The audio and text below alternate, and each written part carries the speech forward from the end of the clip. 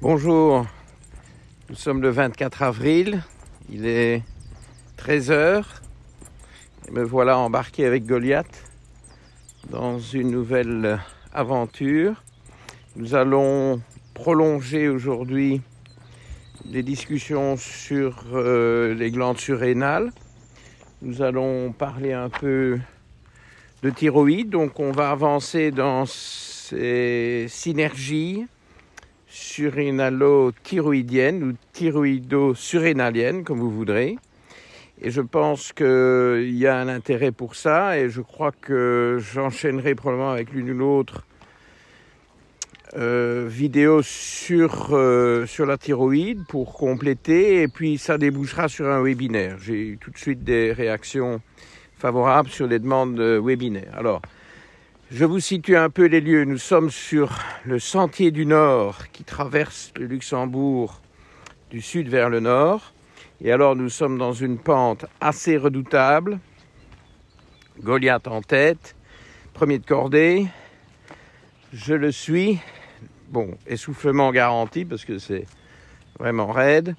Mais au-dessus, beau panorama. Le temps est de la partie. Il y a un peu de vent, j'ai la bonnette anti-vent, j'espère que ce sera bien audible. Et on est parti, je peux vous dire. Alors nous sommes dans la région d'Ellingen à nouveau, pas loin d'où il y avait les jonquilles pour ceux qui ont suivi cet épisode-là.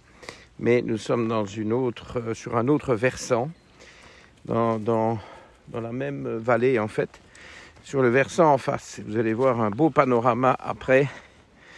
Et puis je vous ferai un peu profiter de Goliath. Bon, alors ce que je voulais développer aujourd'hui, ce sont des choses un peu plus fines sur la problématique surrénalienne. Donc on parle évidemment de faiblesse surrénalienne.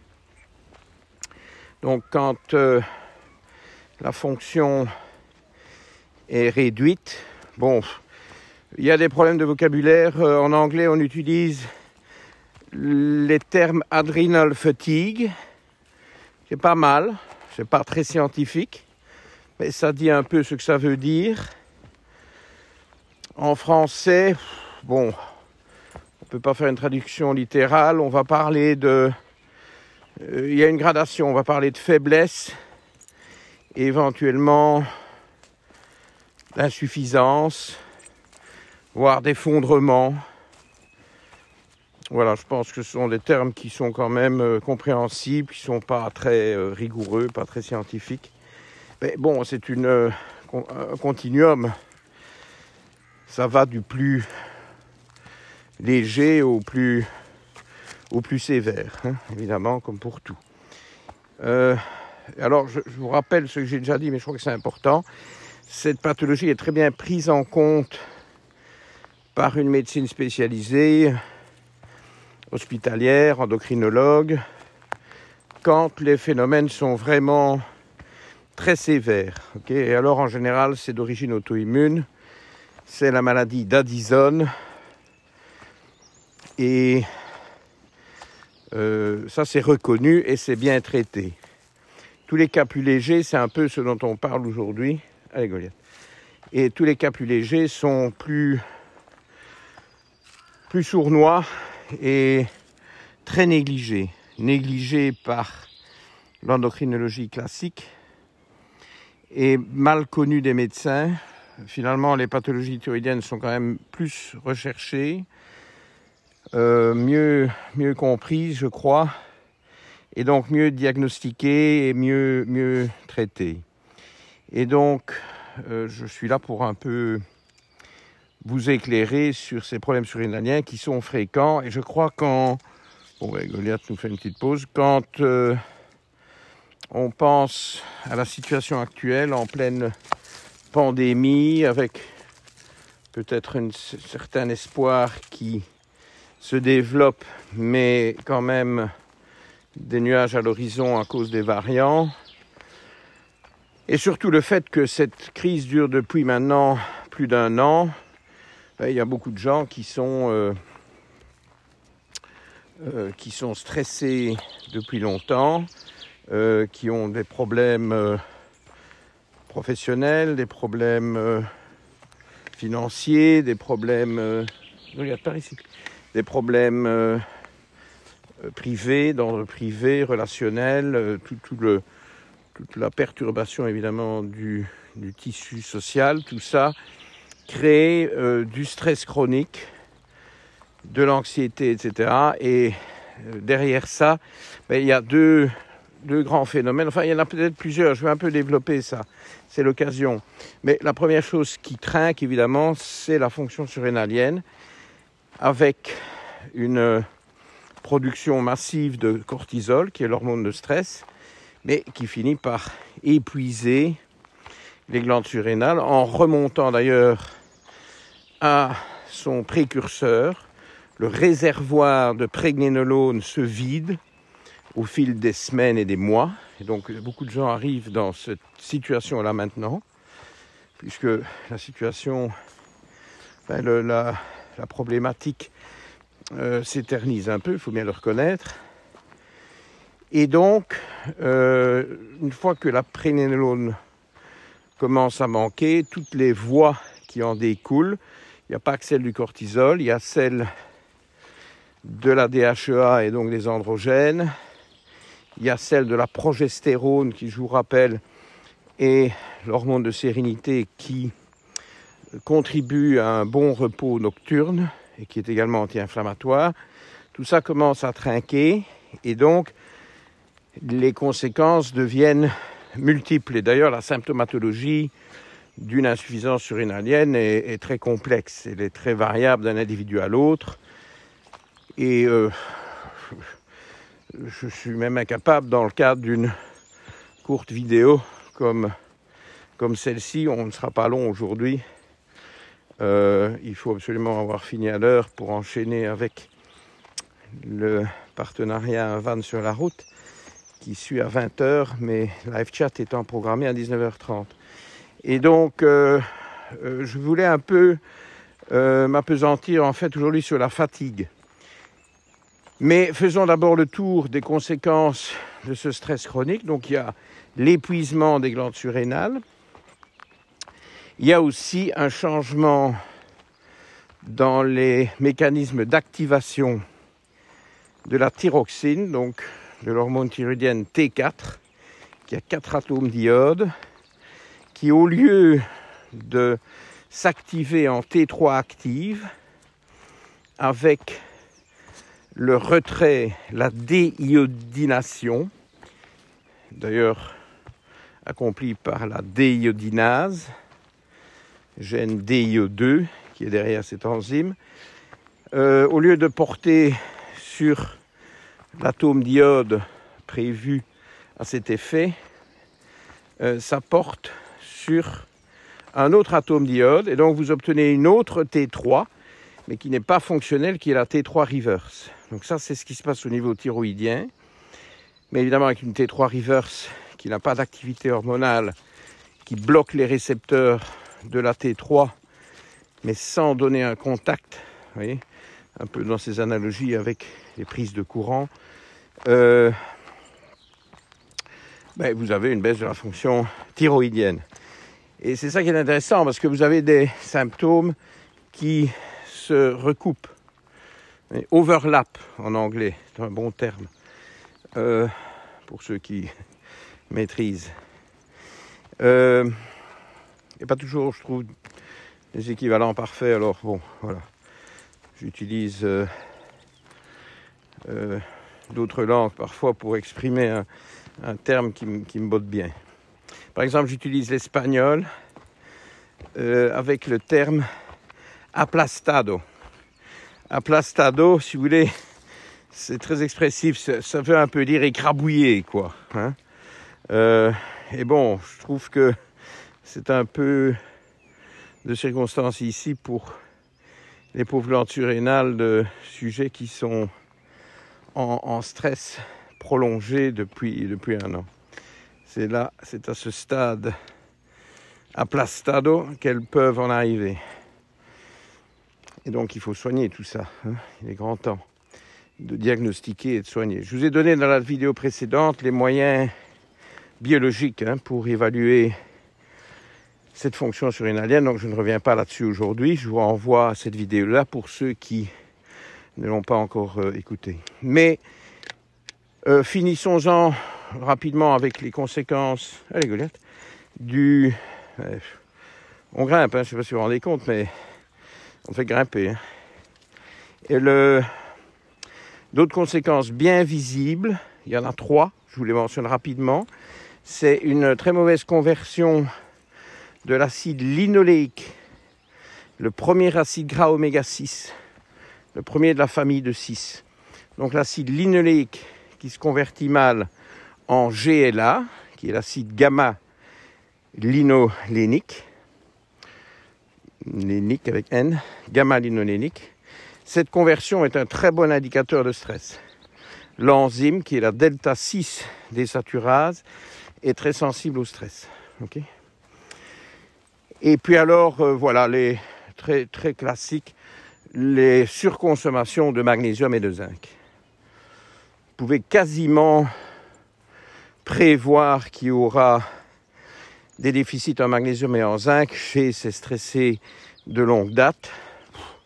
Je ne vois pas pourquoi vous ne donneriez pas, même s'il n'y a pas de test. Enfin, moi, je me base toujours sur des tests, mais bon, tout le monde n'a pas les moyens, tout le monde n'a pas l'opportunité. Parfois, il faut un peu du délai, donc on peut peut-être déjà proposer une supplémentation en magnésium et en zinc. Sans test, on ne va pas exagérer le dosage de zinc. Bon, s'il y a un bon gros stress depuis un bon bout de temps, on peut certainement donner 30 mg, qu'on risque de porter à 50 mg si on objective un déficit. Okay. Alors le magnésium, là, pas de toxicité, vous pouvez y aller gaiement et utiliser évidemment des magnésiums doux pour l'intestin et efficaces comme le bisglycinate, le malate et le taurate. Le taurate qui a en plus un effet calmant de par sa fixation, son activation légère des récepteurs GABA. Donc moi je donne beaucoup de magnésium taurate au coucher parce qu'on fait d'une pierre plusieurs coups. Voyons. Voilà, il y a des promeneurs, vous avez vu le temps, l'horizon qui se dégage derrière moi parce que l'expression Stairway to Heaven me vient à l'esprit et on a encore à monter. Donc,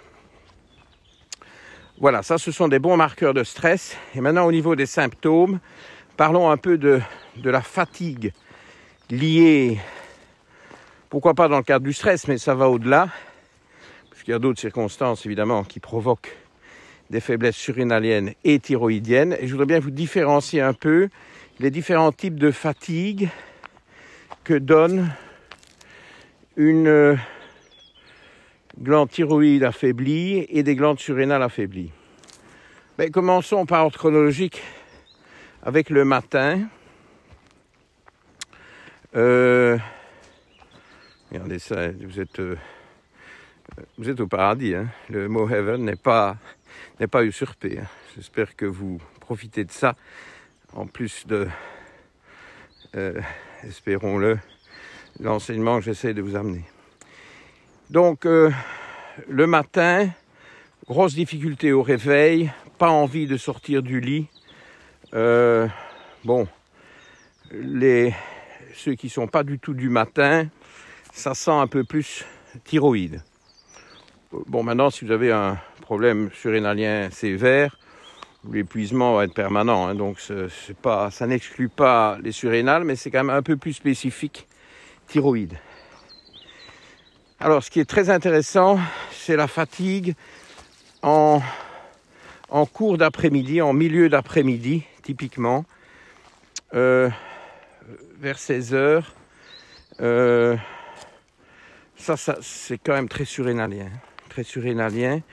Et alors, ce qui reste très surrénalien, qui est, je dirais, à peu près pathognomonique, hein, qui est un terme médical qui suggère que il n'y a pas vraiment d'explication alternative.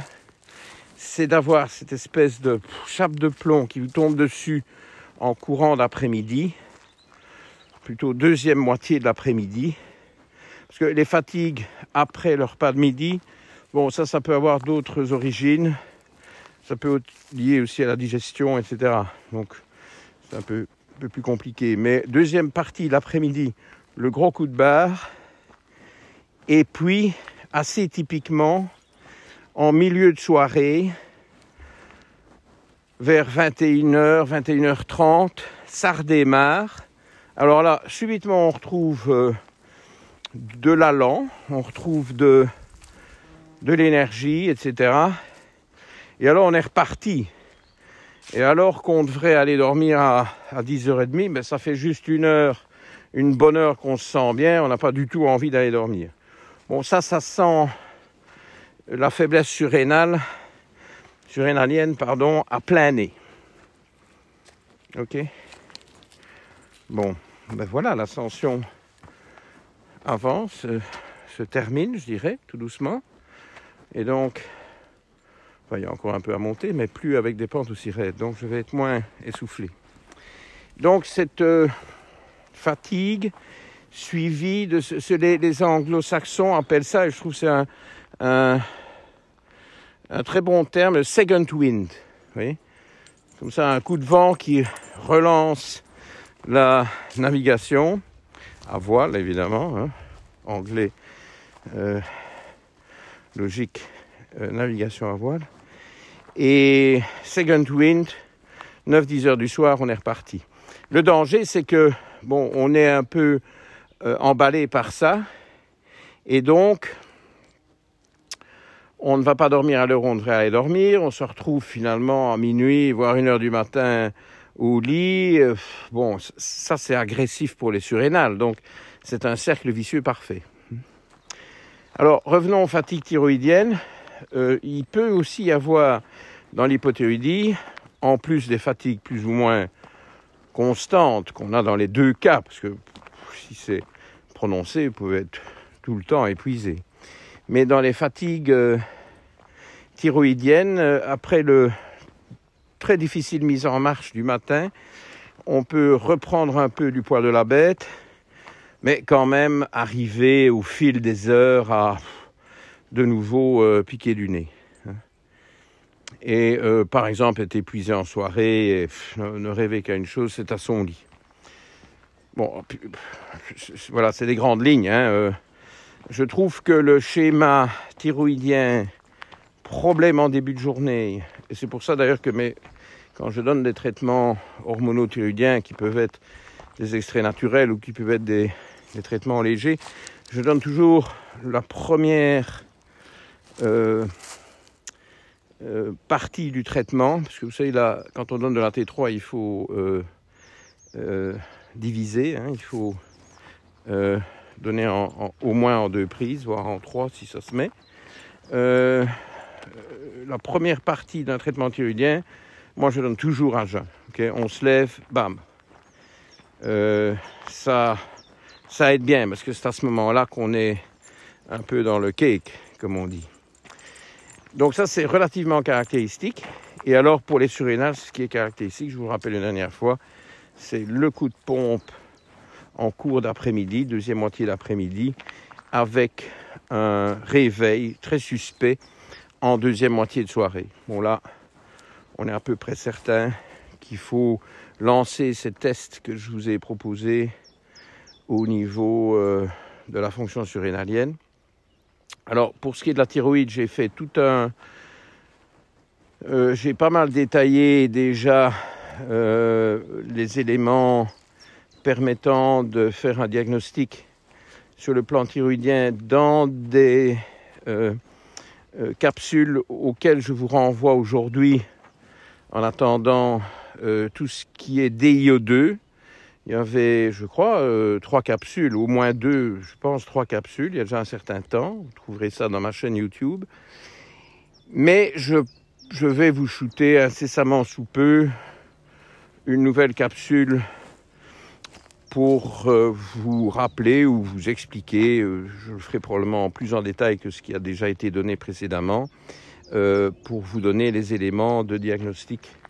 Allez, Goliath.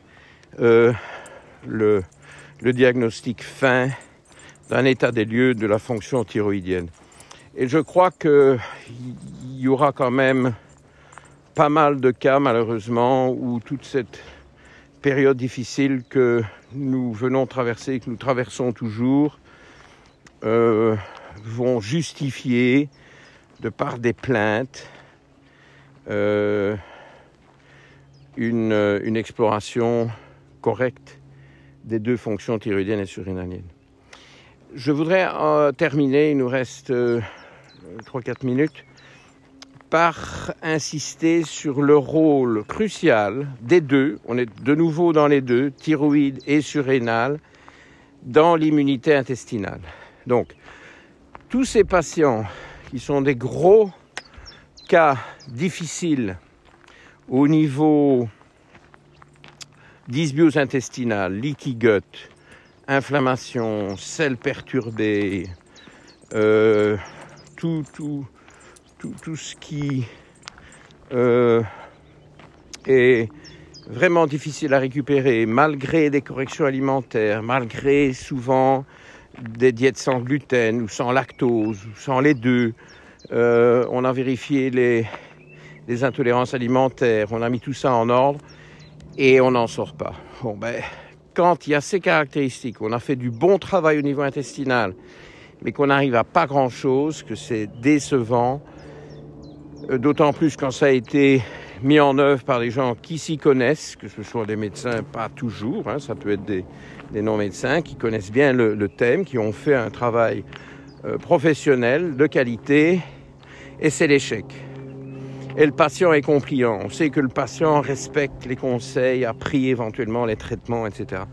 Eh bien, automatiquement, d'office, je dis bien d'office, allez voir en finesse, en subtilité, la fonction thyroïdienne et la fonction surrénalienne. Parce que si elles sont faibles, je vous garantis que vous aurez toutes les peines du monde à remettre vos intestins en état. Moi qui suis souvent l'intervenant de la 3e ligne ou de la 5e ligne ou de la 10e ligne, si j'étudie le dossier, je vois qu'on a fait tout un travail de recherche, que le patient est motivé, que le patient est fiable.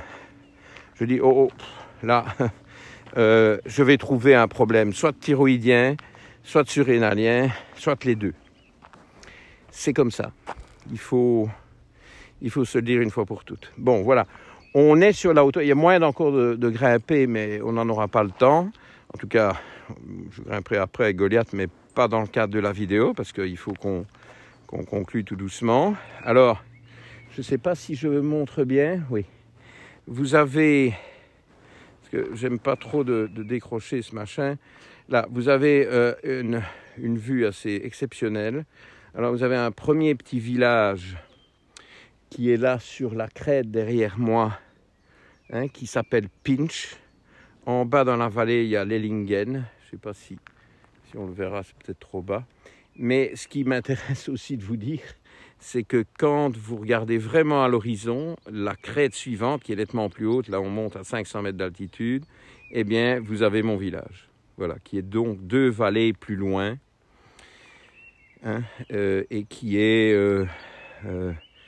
là où je vous fais les vidéos avec Oxo. Bon, Oxo ne vient pas jusqu'ici, jusqu'à Lellingen.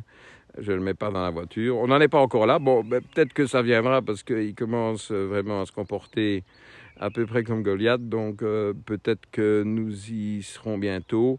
Mais bon, voilà, ici, je suis avec Goliath. Alors, il vous faut un petit peu de Goliath pour finir la vidéo. Donc, je pense que la prochaine vidéo sera plus thyroïdienne. N'oubliez pas vos questions sur la page Facebook et sur... je vous montre un peu le reste. Et sur les commentaires YouTube. Tout ça est bon, ok. Et puis, bon, un peu de Goliath, mais c'est toujours difficile. Mais voilà mon Goliath. Ben la boulou, ça. Oui, mais ouh là là, il vous tire la langue. Ah, ça, c'est pas très gentil, ça. Il vous a tiré la langue. Bon, écoutez, je vais vous laisser. Rendez-vous les vendredis 19h30 pour les chats. Je trouve que ceux qui suivent les chats pourraient peut-être mettre un petit pouce bleu, là, vous voyez, pousser sur le j'aime, le pouce bleu, parce que, bon, ben voilà, YouTube apprécie ça, et c'est toujours un peu l'idée de faire remonter, évidemment, les choix, hein, pour amener plus de gens à voir les vidéos, ou pour avoir de meilleurs enchaînements de mes vidéos, si YouTube les suggère. Et puis, voilà, ben, je vous remercie pour vos encouragements, vos petits commentaires. J'apprécie aussi quand vous envoyez des petits bisous à Goliath, à Oxo, à Rosette, pardon. Elle est rousse, mais c'est Rosette. Et voir à la petite Turtle, qui reviendront dans des vidéos ultérieures, parce que je vous mijote une nouvelle vidéo dans ma cuisine. Et j'espère que les chats seront là ce jour-là. Voilà. Merci. À bientôt. Salut.